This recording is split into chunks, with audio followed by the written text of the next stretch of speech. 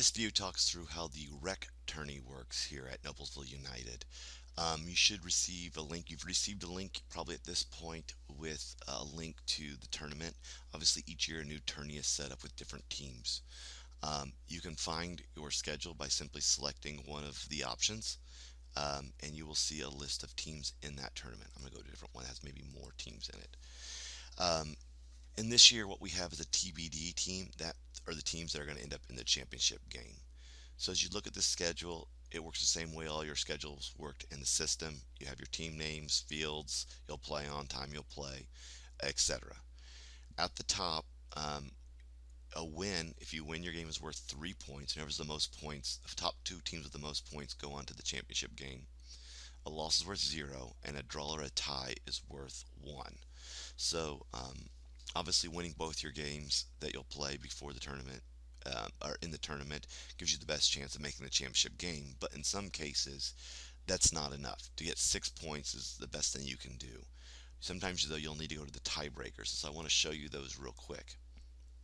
The tiebreakers are head to head in the tournament.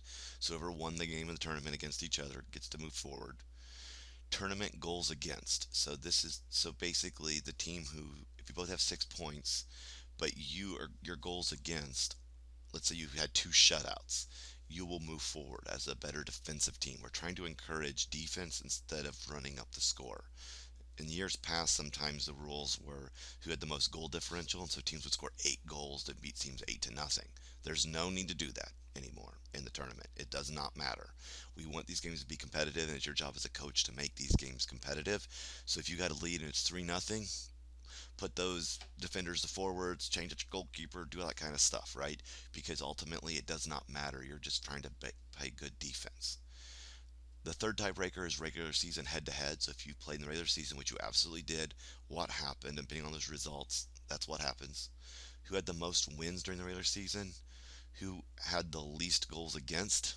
So again, if you're a better defensive team, it's more important than being a team who scores a lot of goals.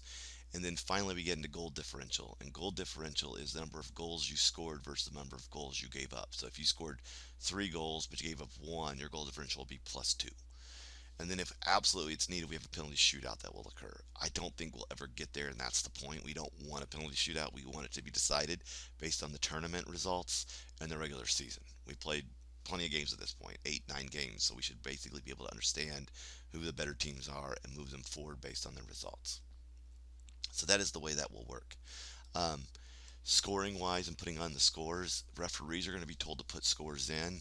If for some reason you don't feel like that's going to happen, we hope to have a board member available at the concession stand who can then input the scores of the game for you into the system. So we're not giving you the password to put in your own scores.